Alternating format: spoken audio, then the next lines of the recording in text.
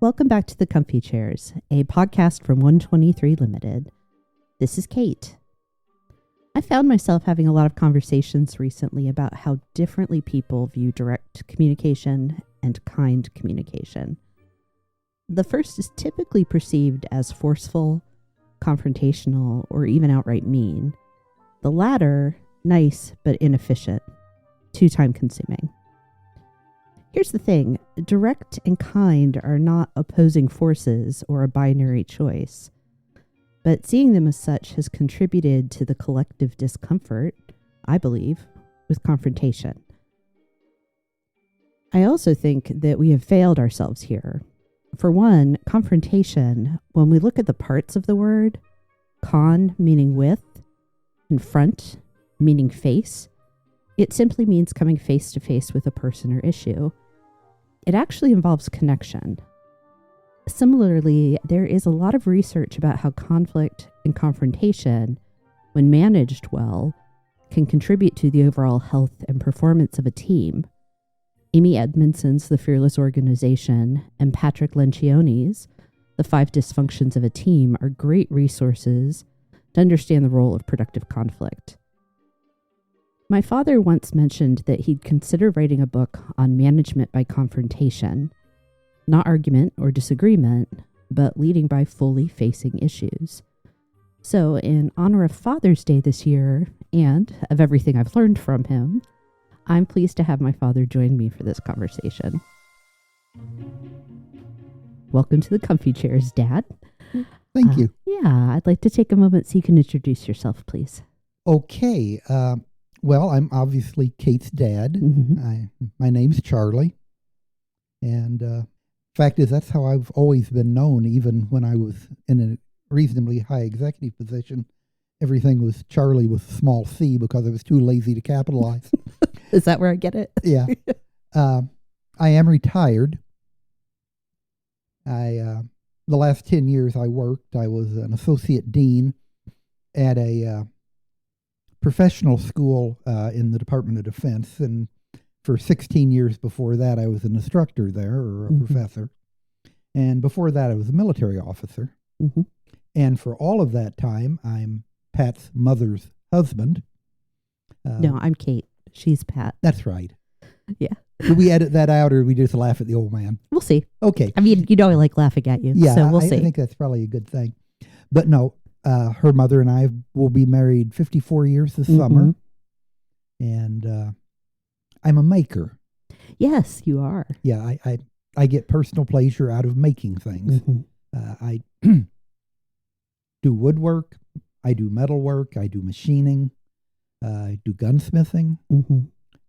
I make statues and pictures and painting and drawing. I just like making things. I'm currently writing a children's novel that I hope to finish someday. Yes. So that would be I. Yes. I have in my possession a desk that Dad and I built together. Yeah. And also a table that we built together. Yes. That's right. I forget about that sometimes because it's in the basement covered with things. But yeah, you are a maker. And you have had a lot of time in leadership and instructing people with leadership and other responsibilities. I know that you've held leadership positions not just in the military or in the Department of Defense, but also in your church for decades. Yeah. And this is something that we have shared a lot of conversation about, what makes for effective leadership and what doesn't. And I think we are probably of a very like mind around the role that confrontation plays, but it's one of those words that people get really anxious about. I lump it together with consequence and accountability. Well, I think it's really important you define terms accurately. Yes. I always told my students that if you don't define your terms carefully, people apply their own definitions. That's exactly right. After a very short period of time, no one knows what anyone else is talking about. But I think we really have to differentiate between confrontation and conflict. No, they're connected to each other a lot of They times. can be. And in fact, confrontation is a way to deal with conflict. But conflict typically is between people. Typically, yeah. Confrontation even though it involves sometimes having to confront people, confrontation typically is with resolving issues or problems. It's the idea of clearly facing and delineating what a problem is. Now, in some cases, that problem is a person. Yeah. And sometimes that does require conflict. But confrontation management is not conflict management. People spend a lot of time trying to, quote, manage conflict. I believe that you should avoid conflict and manage issues. That's interesting. And that's what good confrontation management, I believe, will give you. If there is a problem, you don't let it get to the point that people have to be in conflict. I want to go back a little bit and think about if I can verbally process this idea of avoiding conflict, because conflict avoidance can be highly problematic. So is it so much avoiding conflict or preventing conflict? Preventing conflict. Yeah. You avoid conflict by resolving issues before they get to the point that people have conflict over them. Exactly. There is a real tendency, particularly in issues that involve people, for management to put off dealing with the issue. Oh, yeah. Until it becomes inevitable that there will be conflict and damage and loss to the organization. And that's why I've always valued the idea about early and well-structured confrontation before something can become a problem that requires significant error. Usually it can be dealt with by just simply dealing with it. Yeah. And as General Colin Powell was fond of saying, bad news doesn't improve with age. No, it does not. So putting stuff off very, very seldom makes it better. Now, I have to do an excursus on that because one of my management professors many years ago pointed out that sometimes your decision of the action to take is to do nothing. Yes. Which is totally different than not making a decision and letting things just mill along uncontrolled. That's exactly sometimes right. The best thing to do is let things try to resolve themselves. But when something requires intervention by management or leadership, if you prefer, I don't know which is stylish right now. I use them wildly interchangeably, even though that's not necessarily the popular thing. Well, I've been retired for over a decade, so I don't pay attention. But what were we talking about? Colin Powell. Oh, choosing to letting things do nothing, go along, and they typically don't resolve themselves. No, but there are times they do. Well, but that's a management decision. Yeah, it's cost benefit analysis is one sometimes tongue in cheek way to talk about it. It's interesting because the episode I recorded just before this, it'll come out about a month ahead of this one, but it was a conversation about critical thinking.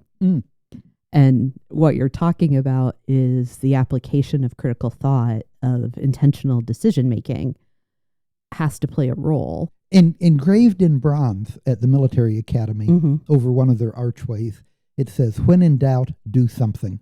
And the idea there is failing to make a decision is the worst thing you can do. Okay. Now, once again, that decision may be not to do anything right now, but it's still doing critical thinking, determining what the issues are, and coming up with the best solution, which in some cases is action. But that is a decision. It's not just, I'm sitting back and I'm afraid to make a decision. Oh, and I know what it was we were going to talk about. In issues that sometimes inevitably are going to lead to conflict, managers and leaders have a real tendency to kick it down the street. Yes. Not address it. And those things almost never get better. But if confronted early, usually you can avoid things getting to the point that they require conflict. Or at least that's my theory. Yeah. What I'd like to do, although you've started touching on it, is ask you to expand kind of explicitly on this idea of confrontation management or management by confrontation. Do you see it as a framework, or is it a set of mindsets or practices? For me, it was always a set of mindsets. Okay. And those are? in the managerial or leadership positions I've had, frankly, senior management doesn't work that much. You had other things you did. It's like, as well as being in charge of the academic program of the school, I was the money manager. Mm-hmm. And if you're not familiar with how the federal government works, it's the only place that a good faith error can lead to prosecution and imprisonment. Yes. Mismanaging government funds can be a really serious thing. So that consumed a lot of my time. But the actual management part did not, because I had a good team of department heads. Mm-hmm. I had just good people working for me. So the only things that ever got to me typically were things coming down from higher levels than the stratosphere, or from problems that could not be resolved at the local level. Okay. A department head could not fix something. I'll give you an example. A very good friend of mine who had been at the school quite a bit longer than I had become intractable. And his department head had attempted to change his job. Don't do this, do that, that kind of thing. Okay. And he just said, no. Oh. I won't. And he didn't. And this went on for a considerable period of time. And finally, the department head came and he told me about it. And I said, oh, okay, ask him to come see me. Mm-hmm. Now, understand, this is a friend of mine. I've known him at this point for about 25 years. Yeah. He came in and I said, I won't use his name, but I said, I understand that your department head asked you to start putting your level of effort in this area instead of that area. Yes. And that you told him no. That's right. I don't agree with him. I said, well, you understand, you work for him. Yeah, but I'm not going to do it. And if he tries to make me, I'll retire. And I said, well, it has really been good working with you all these years. Yeah. Here's how you apply for your retirement. Yeah. And he said, oh, I thought you would back down. I went, no, I hope we can still be friends, but you have a job to do. If you don't want to do it, then we don't need you here. And you do need to go ahead and retire. And he did. Mm-hmm. But all it took was, this is the answer. If you're not willing to accept the answer, then we're not going to keep fooling around with this. Yeah. It's not going to drag on. It's not going to take away from the department. It's not going to consume all your managers' time and all. We have two possible resolutions here. Let's look at both of them. You can do what you were told, or you can leave. Yeah. A and B.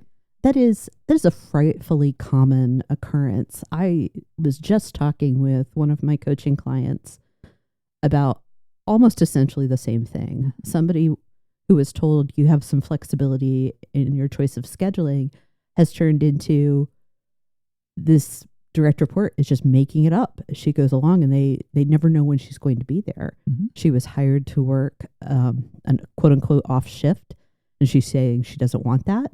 It's like, okay, go find another job. And not to be heartless, but if the work requires X and somebody says they will not do X, then that is not the job for them. Absolutely. This goes back to what I call the foundational leadership skill, and that's clarity. That you have to be clear about your purpose, your intention, your values, your expectations, your relationships, and what the job entails, what the work requires of people. Well, to finish on that story, I believe we're still friends. Good. I know up until the time he actually retired, we had a perfectly good relationship. Mm-hmm. It wasn't that my friend came in the office and we fought. He came in the office and I clarified for him that he had only two options and he got to select which one he wanted. That's exactly it. And it became his decision. This is a really similar... I think one of the mistakes that leadership has stumbled its way into in recent years is this idea that you have to convince or persuade people. Like, well, I've got to get their buy-in. I've got to convince them to do it this way. And the answer is, no, you don't. What you do need to do is create crystal clear expectations about what the work entails, what the like what is needed. And if it's tying back to what the job actually requires, then that's it. It's that simple. You need to present your expectations with respect. You need to be kind to people. You need to provide support if they struggle. But you're not there to convince people. You're there to make certain they understand what's expected of them and ensure they have the resources to perform. Mm-hmm. Now, in an ideal situation, an employee or a subordinate should understand the job and they should buy into it. That's ideal. Yeah. But sometimes you don't have the right person in the job every time, and they're not going to buy into it. And that's okay if they still do the job. Exactly. But if they're not willing to do the job, then they, having the right people on the bus, we need to get the wrong people off the bus. Yeah. I'm not fond of the bus analogy. Well, I've just seen it overused and misused to the point where people are just being thrown under said bus. So yeah, I personally try to avoid it, but it's a that's useful. Too bad. I like it. That's fine. It's a useful metaphor for some people, but yeah, I think that's the thing, and it's whether because they're viewing this moment of confrontation.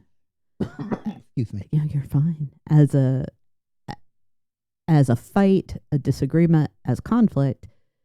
By putting it off, by trying to have these persuasive, well, they're just really struggling conversations, you are creating conflict yourself. Yeah. And I think we can take this beyond personnel issues really easily. Financial issues, mission descriptions, determining what you are as an organization trying to do. Mm-hmm. All of these are areas that need to be clear. And I firmly believe the easiest way to have things clarified is, once again, through constructive confrontation. Mm-hmm. The people who need to make the decisions need to make the decisions. Mm-hmm. And quite often, the only good way to do that is to sit down together and make them, as opposed to putting it off. If I were king, we would get rid of email. We would get rid of text. We might even get rid of telephones so that people would spend more time looking each other in the eye and resolving their problems. Yeah. Well, that's not feasible for a whole bunch of reasons.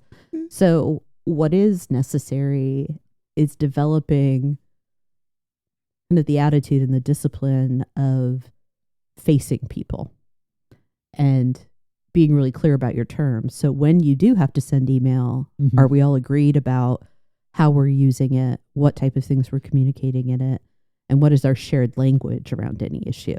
It would be helpful if there was a built-in 30-minute delay and you had to read through your email during that 30 minutes and certify to man and God you had read it before you sent it. Yes. And that would avoid a lot of trouble. That would. For a lot of things. Think about it. One of the most valuable things to me was when they built in the ability to recall an email that had not been read yet. I think I was able to make it to retirement based on that a couple of times. But, it's so funny you mentioned that. I sent an email maybe earlier today and saw the undo send and thought, I really wish I'd had that this one time when I accidentally sent some confidential information out and thought I was going to lose my job. Yeah. Oh, dear. But I'm trying to think of some actual examples. Mm-hmm. A pericope's always better than a theory. Yeah. But I know there are times that I have seen organizations fail to make needed decisions simply because they were difficult decisions. Yeah. And once again, it never gets better. The sooner you make hard decisions, the better it is. That doesn't mean you make decisions before you have enough information. Yeah. But one of the things that we've seen in management with the growth of things like Google, managers are afraid to make decisions for fear there's information available they haven't got yet. I there's a term for that, and I can't remember what it is. It's something paralysis is the term. Oh, analysis paralysis. Thank you. Yeah. And you're seeing more and more of that, of people collecting information and data without making decisions when they've reached the critical point where they have enough. Yeah. I think it is a form of collective perfectionism and a lack of realization that a decision doesn't necessarily have to be final, that you can have an iterative process as you make decisions. Now, there are going to be times where it is the final thing and things have to move when that decision's made. But there are very few actions in the day-to-day of most workplaces that you can't say, oh, that wasn't the best decision we could have made. We're going to rewind as far as we can and choose another path. I worked for a general officer one time who was a really, really good manager. What made it particularly interesting that he was also a fighter pilot, and they typically are not good managers. Something about seat of the pants. Yes. But I remember one time the general had made a decision, and I didn't agree with it, and I went back to him with additional information, and he changed a pretty significant policy decision. There was another time I went back and tried to get him to change his mind on something, and his response was, "Don't you have anything new?" I said, "Well, no." He says, "Then I've already decided that. Get out of my office." Yeah. Which I thought was a marvelous response. Yeah. I mean, maybe not in both get cases. Out. But yeah, it is. If you have additional information, I'll look at it and change my mind. Yeah. Or if you don't have additional information, then what makes you think you're so clever you can change my mind after we've already talked about this? Yeah. This is everything we've already discussed. Absolutely. That was what I used to come to my decision. I hate to say it, but I actually think enjoyed the second interaction more than the first. I can see that with you. Yes. Yeah, because I love good management. I really do. And you don't see that much of it. Unfortunately. I think there are a lot of people that want to lead well, that want to manage well, but this could be an entirely different conversation. It may be a tangent I don't want to follow, but it's we're just not preparing people to lead sufficiently. And we're not providing training when people are in leadership. And I say we globally, that is something that Gallup's most recent State of the Global Workforce has reported, that only 44% of leaders are reporting that they are receiving training. Well, I think you're well aware. What is an organization's first reaction when it needs to cut funding? They look at overhead, and a really common overhead that they like to remove is training and development. Absolutely, which is the most short-sighted thing management can do. But I shouldn't admit this in a public place, but I'm an MBA. Yes, I know. And, long-term planning for an MBA is 6 months. Well, and that was... 40 years ago when you... Yes. So long-term planning now is even less than that, I'm guessing. Yeah. You can set a strategic plan, but the 5-year strategic plan is... there aren't a lot of them anymore. Yeah. But if I'm a manager and I'm having to look at reducing cost, I can maintain a good training program and be better off 5 years from now. Or I can eliminate it and have a better bottom line next year. Yep. For 1 year before things go down the tube. Because by then I've moved on. Yeah. Yeah.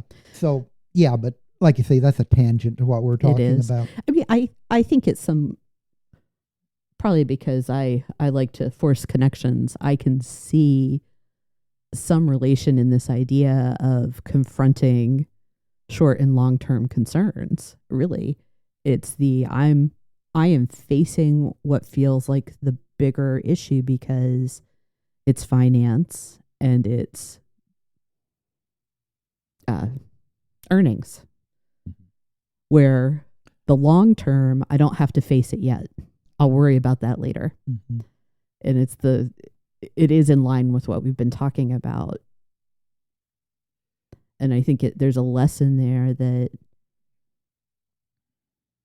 we've said it multiple times, so I'm repeating it for the sake of confirmation, not simply repetition, but you can't delay decisions. And if you see that there's a decision that's well in the future, or the implications are well in the future, you can't wait for it. But you can change your mind. Absolutely. But we all know how well it worked out for Scarlett O'Hare. When I'll think about that tomorrow. Think about that tomorrow. Yeah. No, it doesn't. It does not. It does not.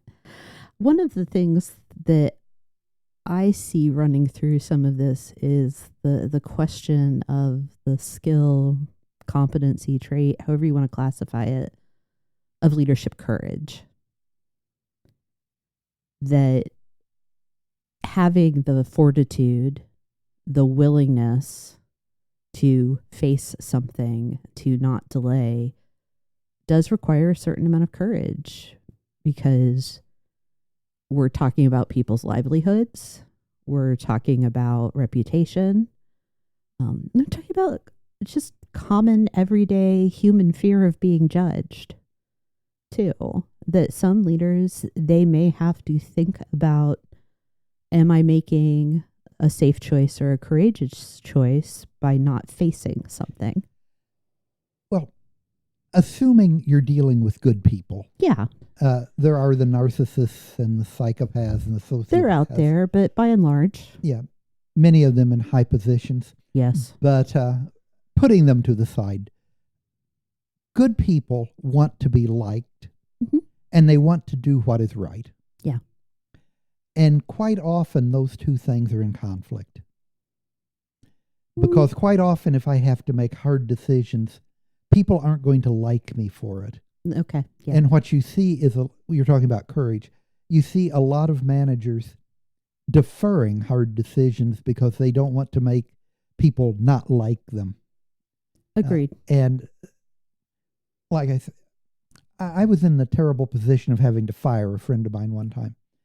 Not tell him it's time to retire, but fire him as his oldest child was graduating high school and going to college. Just had to. He thought he was funny, but he had harassed some of the female employees being funny. No. It's not funny. He had been told it wasn't funny. And did not change. He didn't change and didn't see the need to. He was a probationary employee, and I terminated him. Mm-hmm. And it's hard. Yeah. And well, but sometimes you just have to. If you're going to be in leadership, then that has to take precedence over being a buddy. Yeah. It doesn't mean you can't like your people and be liked by them, and in fact love them dearly. Yeah. But sometimes you have to make hard decisions that hurt people. Well, yes. I was having a moment of kind of a visceral response to hurt, but it can be short-term hurt. It can be long-term. The way I think about this is I want the best for you. And sometimes the best for you isn't letting you do something that's not right or not aligned with policy or sets you up to be an ongoing problem in the organization. At a higher level, sometimes you have to make significant changes to organizations themselves. Yes. And we've talked about this before. One way you can categorize people is there's process people and project people. Mm-hmm. Project people, we all know and love them. They're the people who like change. They value making something new or different. Yeah. I have personal worth if I came into a job and when I left a year later, things were different. They're valuable people. Yeah. Process people, okay, I am successful because I've been here 10 years, and when I left, you couldn't tell anything had ever changed. I had maintained the program. I didn't break the machine on my watch. Yes. Those are valuable people, and you have to have them. But if you make changes, the project people typically are just jockeying for something new. The process people are going crazy because you're changing their world around them. Yeah. And sometimes you have to do that. You do. And it's just a reality that some people do not respond well to change. even if the change is to everyone's long-term benefit, the survival of the company or the enterprise, increased efficiencies, more profit, whatever your goal is. Yeah. But some people biologically are not set up for change. Well, I could argue that we all are not. Some people, because we have that amygdala response to anything that feels like a threat, and any variation or deviation from our expectation, the limbic system reads as a threat. Some people, though, do have, whether it's chemical or physiological, they get over that faster than others. Well, some people process it not as a threat, but as a challenge or an opportunity. Some people skydive. They do. No. No. We're both acrophobic. We don't skydive. We do not skydive but in this family. I know people who do, Mm-hmm. and they think it's thrilling. Yeah. Stepping out of a perfectly good airplane with a parachute someone else packed is fun. Yeah. No. Yeah. But making major organizational changes, for some people, that's fun. It can be, especially when they get to make the decisions. Yeah. Which is a big consideration, I think, in that discussion is and who's then there are choosing people it. making the decisions is the part that's not fun. Yeah. And unfortunately, they should not be in leadership, and many of them are. Mm-hmm.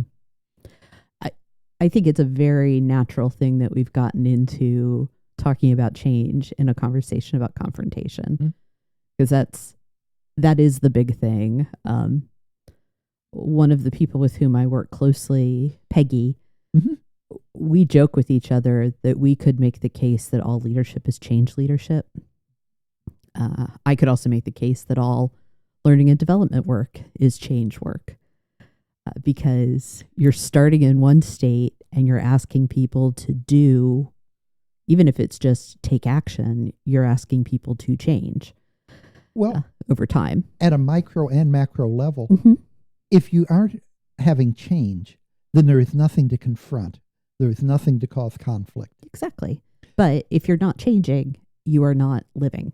I used to do in-service training for my faculty.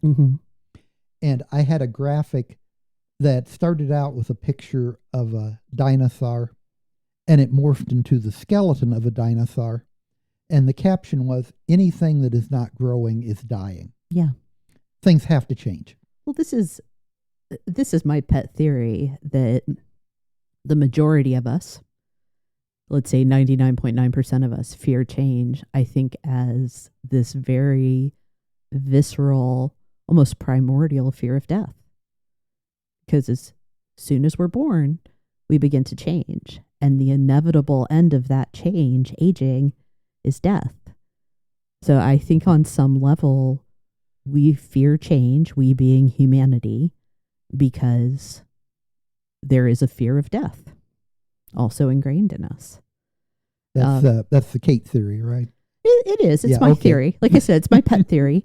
And, there it is. It's just because, again, change can be the right thing. We know that change is innovation and evolution and progress, and we resist it. So why do we resist? It's typically not because the change is a bad idea. Sometimes it's because we don't understand it, but that can be remedied pretty easily. I think the source of resistance comes from fear. And what is the big fear other than public speaking? Right? Yeah. And the reason I bring it up isn't to be like, oh, it's just stupid. You're afraid of dying, so you're afraid of change. No, it tells us something about human nature and about if you were going to lead people, recognizing that many of the behaviors and choices that you see are driven by fear, unconscious fear sometimes, and not just your employees, but your own. So what am I afraid of? Why will I not face this thing? What are my people afraid of? Why are they not facing something? And can I bring empathy and compassion into the mix? Because what we do share is this human nature that makes us sometimes skittish and short-sighted. Well, a substantial percentage of population are conflict avoiders, which is, I think, one of the reasons that for many years I really pushed the idea of confrontation management, because it's a way to avoid conflict, and that is very, very friendly to most people. If you can deal with something before it becomes a conflict, then everything's better. Processes are better, people are better, organizations are healthier. If you don't, then there will be conflict. And in any conflict, someone gets hurt. Yes. I mean, even if there are no losers, somebody gets hurt. Yeah. And that's very seldom good for an organization. It is not. Well, I also think confrontation ultimately builds reliability and trust, which I don't know that we have enough of in the workplace these days. So one of the things that leaders can think about is by taking that bold step to face an issue, to confront a problem, a thing, a person's behavior even, you are showing that you are willing to do a hard thing and that you are willing to continue to be clear about what's necessary to get the work done. I always made a point to ensure that my department heads, if they had a problem with me, were willing to come see me. Yeah. People talk about, I have an open door. It's the closed door that's important, that they can come in and close the door and you can deal with it. Yeah. And when it's over, you still like each other. You've still got the same goals. Sometimes they win, sometimes they lose. That's not the important thing. It's that the culture exists, that if you have a problem with the boss, you can go to him and deal with it. Yeah. And some of them weren't very good at it. But to help get around that is we also had a faculty council president. And I always instructed the new president, your primary job is being the guy who yells at me. If anyone has a problem and they don't feel they can come to me, your job is to come to me. Yeah. And some of them did it really, really well. I would have to go home and heal up. But from the standpoint of the organization, that is so important. Yeah. That at any point in the organization, you shouldn't have to sit there and ferment because you have no way to deal with your issues. You ought to be able to go up or down the chain as necessary. Exactly. And to confront those issues. We're talking about feedback. Pretty much, yeah. That is the mechanism for confrontation in that case. So feedback comes out of the audio, like systems and engineering, and it's essentially when a signal returns to its source. Yes. And sometimes it results in that horrible screeching that sets us all on edge. But providing feedback to people is simply returning kind of the story of someone's actions. If you want, I'll put my earphone over the mic. Let's not do that. Okay. Thank you for the offer, though. But it's bringing something face to face. It's a reflection of what you've done. So feedback is a way to confront the results of your behavior. And we usually associate it with something negative, which is unfortunate because I personally believe the majority of our feedback should be, hey, Jane, you did a wonderful job. Here's exactly what was great about it. Here's the impact it had. Keep up the wonderful work.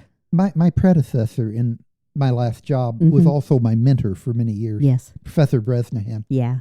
And he used to practice something that I had actually practiced before I met him, but not as well as he did, that he always called management by walking around.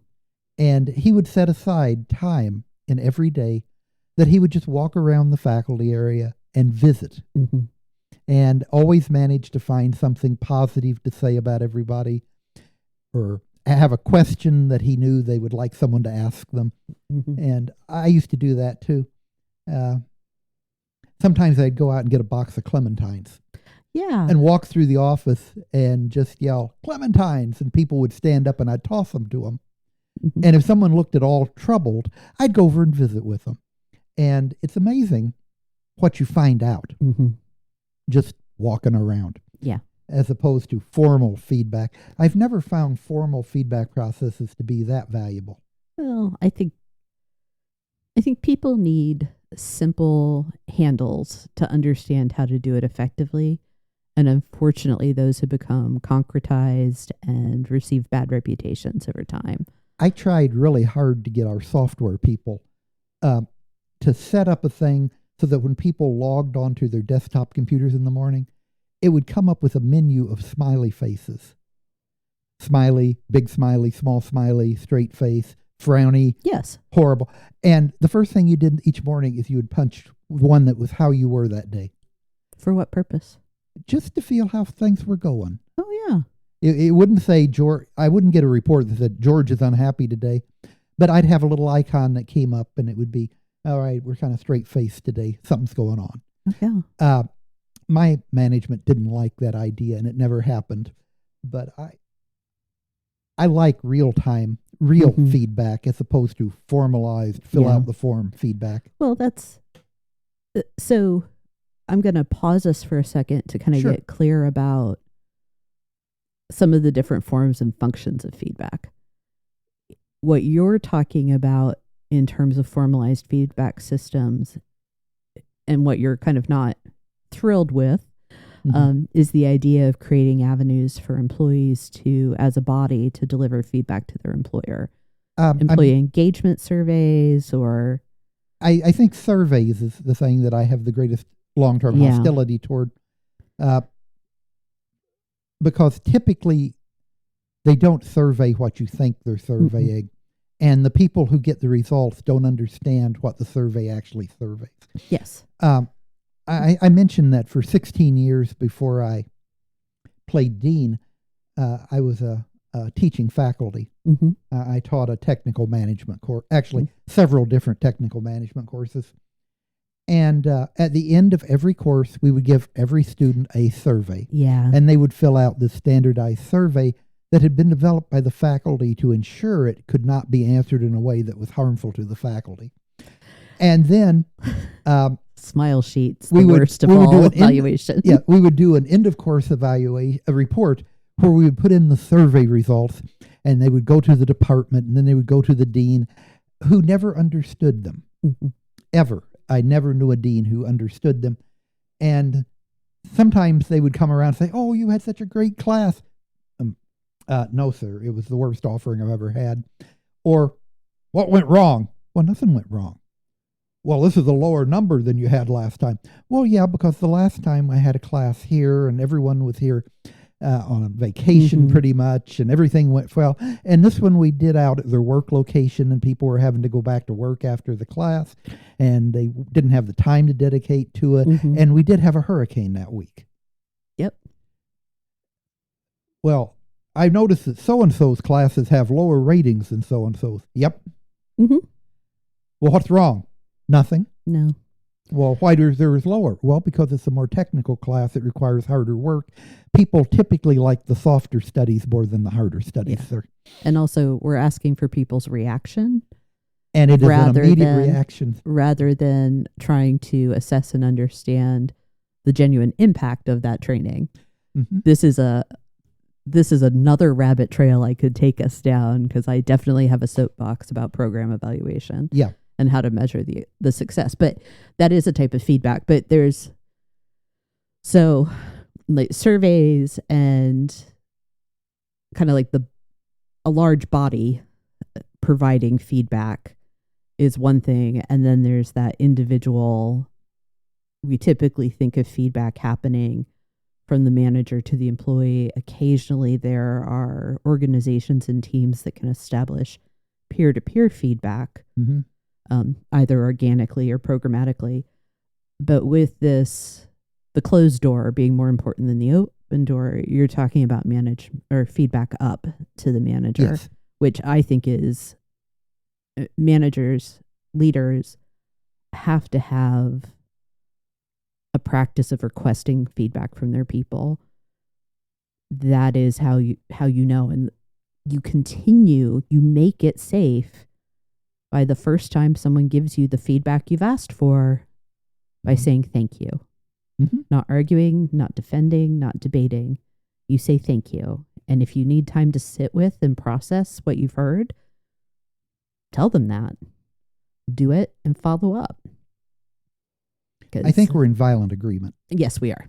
We definitely are.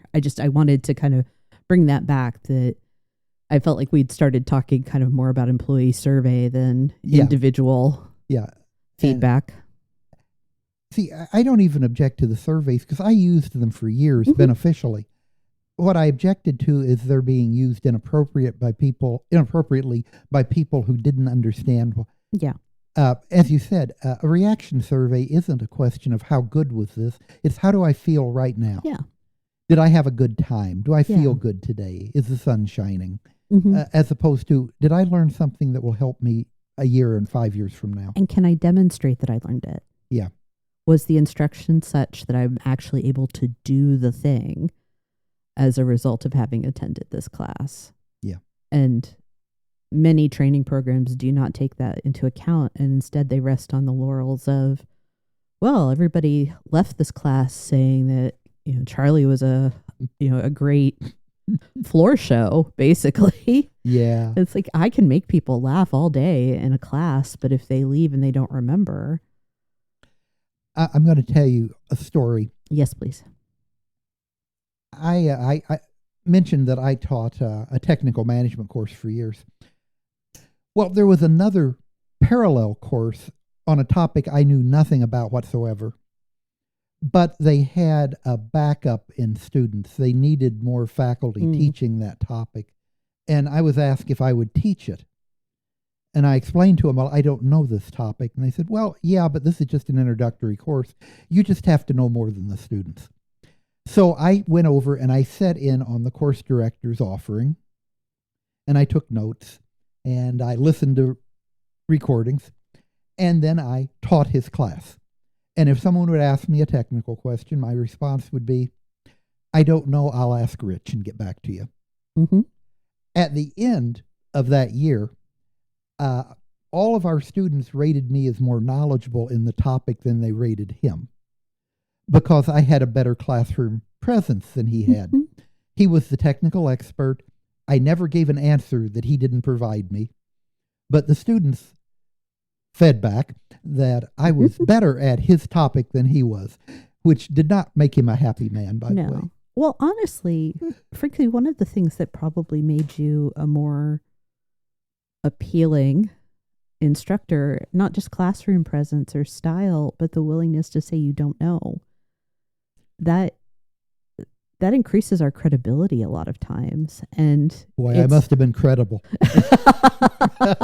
Right. But it's, one of the things I think is important in the space of confrontation and leaders embracing it is being willing to be humble, that you might be wrong. You might have to confront something that was a result of your own error. You might have to change your mind about something. You may have to say, I don't know. And there is this false belief out there that leaders have to have all the answers. I had a mantra. Yes, sir. That if the faculty wasn't smarter than the management, we needed a new faculty. Yeah. Yeah. And every one of them was sure he was smarter than I was. So they believed that. Well, it's one of my, I've written about this before. Leaders can't presume that they're the smartest person in the room, even if they are. Even though we are. I know, right? I totally am always the smartest person in any room. I am totally not always the smartest person in any room. But even if you are the smartest person, shut up. Like, let other ideas happen. And that is facing your own ego and setting it to one side so that people can be their best selves at work. Yeah. So Mom was in the comfy chairs recently with me, as you well know. Yeah. And we talked about lifelong learning. And I'm curious how you see lifelong learning and confrontation playing together. Do you see any relation? You know, I'm sure there is, Yeah. but off the top of my head, this goes back to your first question. Yes, sir. Did I see this as a program or Framework or a framework mindset. and I've always considered it just a mindset. Yeah. And that mindset applies to everything, and it continues to apply to everything. So I am no less confrontational now than when I worked for a living, and I don't think I'm any more. It's just my natural reaction. If there is a problem, we solve it now. Yeah. If there is a potential for conflict, we determine how to avoid the conflict. If it's unavoidable, then we determine what we do to settle it. And you don't let things fester. You don't let things slide down. No. And you mentioned that even though I'm retired, I still stayed active in other things. I was the chief executive officer of our regional presbytery during COVID. Yeah, that's right. And one of the things I did was contacted as many of the pastors as I was able to, just to see how things were going. And oh my goodness, things were not going well for many of them. No, they were not. They had incredible conflict over how do we respond to this. Lost a lot of membership. A lot of good people died during it. It was a very, very difficult time. But it was the same kind of thing. There were issues that came up that caused division, that caused problems, and none of those got better on their own. They had to be dealt with as they came up. Yeah. And there were some really good decisions made. There were some really bad decisions made. But I've told you this before, one of my rules is you never judge a decision on the outcome. You judge a decision on how well it was based on the information available when it's made. Yeah. Sometimes stupid decisions work out wonderfully. Well, it's still a stupid decision. Yeah. Sometimes really good decisions fail miserably, but they're still really good decisions. Yeah. I talked about this in terms of asking people to tell their stories in a healthcare setting. A caregiver can do everything right. Absolutely everything, not miss a thing. And sometimes the patient still dies. Yeah. Like it's what was the thought process that went into it? What were the actions taken? That's what you judge the performance by. Tom Clancy wrote some really fun books, but one of them, The Sum of All Fears, is actually a management text. Yeah. And what it's about is decision-making in limited information environments. Yeah. And what he does is he sets up different scenarios where the protagonists or other characters are given limited information, and then they have to make decisions. And then people judge those decisions. And it's like, I forget his hero's name. Is it Jack Ryan? Jack Ryan. Jack Ryan is the National Intelligence Director at that time. Okay. And he gives the president a piece of advice based on the best intel they have at the time. And the intel is wrong. And the president, who is a moron in this, his response is, Director Ryan lied to me. No, he gave him the best intel he had at the time. Yeah. You have a submarine commander who makes good decisions based on partial information. You have another submarine commander who makes stupid decisions based on the same information. And he does maybe a dozen scenarios in this book where people have to make decisions without complete information. And I think everyone who has any idea of being in a leadership position, it would be valuable to them to read that. Plus, it's just a good book. And if you saw the movie, forget the movie. It's a lousy movie, has nothing to do with the book, other than we blow up Denver. I don't think I got past Hunt for Red October in the Jack Ryan series. So yeah, they're not great literature, but Sum of All Fears is a wonderful study in decision making. Cool. and you have to deal with some of the fictional parts of it, but Yeah. he does a really good job of setting up these scenarios. Mhm. And then people making good decisions and people making bad decisions from the same data. I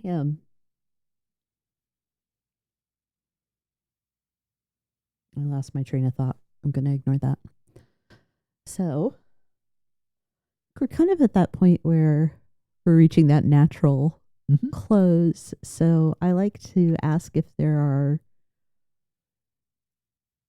any thoughts or observations, either from the conversation we've had or that you would want to be able to kind of put out there just in general regarding effective leadership. Well, I would say, from my standpoint, the best leaders are the ones who love their people the most. Yeah. I'm not going to argue that. Yeah. There are some 7 words in classical Greek that get translated love in English, all of which have discrete meanings. But the ancient Greeks believed that the most valuable one of those was phileo. It's where we get Philadelphia from, and it means brotherly love. But it didn't just mean the love between brothers, because we don't always love each other. But it meant the kind of caring that developed when people have a common goal. And the belief was that as you work toward the goal, you would come closer and closer together. And I think that that's what really good leaders do, is they establish phileo, in their organizations where the goals are clear. Everyone is helping one another get to that goal. The process is not doing for me. The process is getting us to the goal. And if you do that, then everything gets better. Organizations where it's just, I'm here for my paycheck.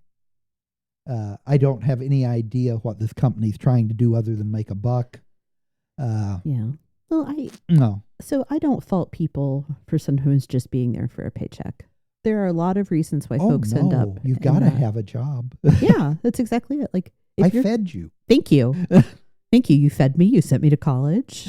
Yeah. I am here because, so I never fault people for that. But if it's not clear to them what the purpose, the mission, what the work is, if there's lack of clarity on some of those foundational elements of any workplace, even the people that are there because of a higher purpose are going to struggle. I agree with you totally. I think the best leadership, well, you know this, I'm trying to write a book about it, that leadership is a love story. Yeah. And it's wanting the best for people. That would be agape, by the way. Yeah. Different Greek word for love. I know. I used to give the last piece of instruction to all new acquisition officers in the Air Force. And the last thing I gave them was a piece of advice. If you're not having a good time, something's wrong. Seriously, we spend most of our waking hours working. If you're not enjoying what you're doing, you're going to have a horrible life. So I said, you need to do one of 3 things. You need to change so that you're enjoying it. You need to change what you're doing so that it becomes enjoyable, or you need to go somewhere else. Yeah, change the job. That's right, because A, you're not going to be happy, and B, it's going to hurt everyone around you. Yeah. That's confronting the job itself. And do I change myself? Do I change the job? Or do I change jobs? Yeah, I listened. Yeah. I've heard you talk about that before. Yeah. I listened to you. Yeah. I think that's a pretty good place to stop. Thank you. Yeah. We spend a lot of time at work, and work is work. But if ultimately, in the balance, if you're miserable, something has to change, that you have to face it. Yeah. And make a change. Sometimes it's you have to confront. Right. That is actually typically the thing that has to be confronted. My own expectations and behaviors and mindsets. Okay. All right. Do I get paid? No. Oh, okay. No, just my love and devotion. All right. Yeah. I mean, as much as you ever get. So. Thank you so much, Dad. Thank you, hon. Yeah. Thank you for joining me today. If this conversation sparks something useful, please follow the Comfy Chairs and leave a review. Those small actions help more people find the show. Got a leadership question you'd like featured in a future Comfy HQ episode? Please send it my way. I'd love to hear what's on your mind. And when you're ready to move from ideas into action, 123 Limited helps leaders build stronger teams, sharper strategies, and better talent plans. Learn more at 123limited.com. That's ONE23LTD.com. Thanks for listening.